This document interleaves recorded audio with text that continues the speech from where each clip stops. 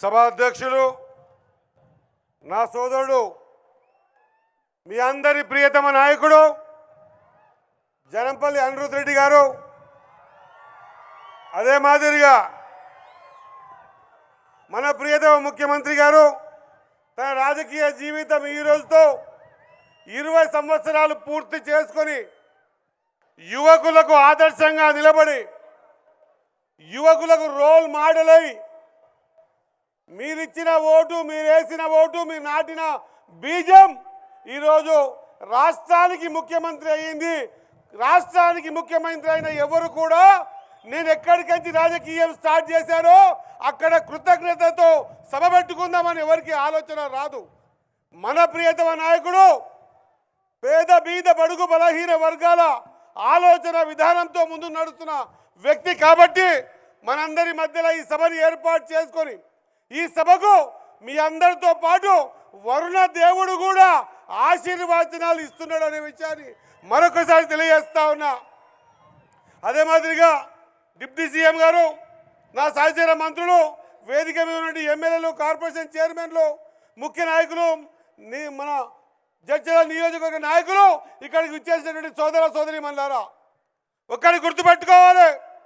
ఈరోజు అనిరుద్ రెడ్డి ఏదైతే చెప్పిండో ఈ విధంగా జడ్చర్ల ఒక్కటే కాదు, ఈ రాష్ట్రంలో ప్రతి నియోజకవర్గానికి తనదైన శైలిలో తను ఏ ఆలోచనతో రాజకీయాలకు వచ్చాడో, ఏ రాజకీయాలకు వచ్చి ఈ రాష్ట్రానికి సంబంధించిన ప్రతి అంశాన్ని గుర్తుపెట్టుకొని పని చేస్తూ ఉన్నాడో, ఈ పని చేస్తున్న విధానం పట్ల 20 సంవత్సరాలుగా రాజకీయాలలో ఎన్ని ఒడిదుడుకులున్నా, ఒత్తిళ్లున్నా, కొంతమంది పనిగట్టుకొని పనికి మాలిన మాట్లాడిన మాటలు అన్నా కూడా ఈ రాష్ట్రంలో యువత కానీ, వ్యవసాయం కానీ, విద్య కానీ ఇవన్నింటినీ కూడా ఒక స్థాయిలో తీసుకుపోవాలనే ఉద్దేశంతో మనందరికీ ఆదర్శప్రాయంగా నిలిచిన మన రేవంత్ అన్న 20 సంవత్సరాలు పూర్తి చేసుకున్న సందర్భంలో రాజకీయం ద్వారా ఈ రాష్ట్రంలో ఉన్న ప్రతి అంశాన్ని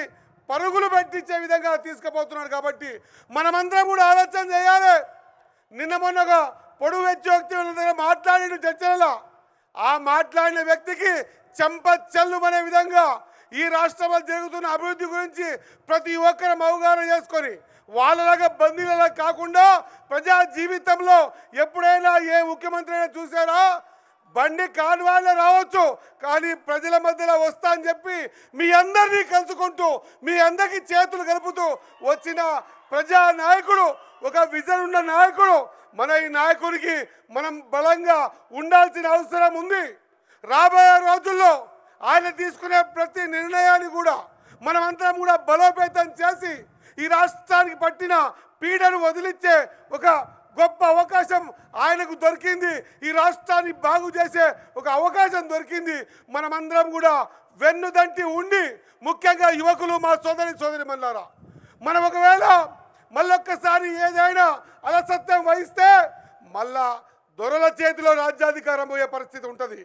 ఇప్పుడున్న పరిస్థితుల్లో మన రాష్ట్రం బాగుపడాలంటే ఇంకా ప్రతి ఒక్కసారి కాంగ్రెస్ పార్టీ రావాల్సిన అవసరం ఉంది.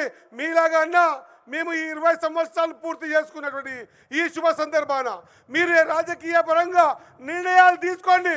మేమందరం కూడా ఒక్క మిర్జిలే కాదు, జడ్చలనే కాదు, యావత్ తెలంగాణ ఎంబడంతా మీ ఎంబడి ఉంటామని మరొకసారి గట్టిగా మీరందరూ కూడా చెయ్యెత్తి రేవంత్ నాయకత్వం, రేవంత్ రెడ్డి గారి నాయకత్వం, జై కాంగ్రెస్.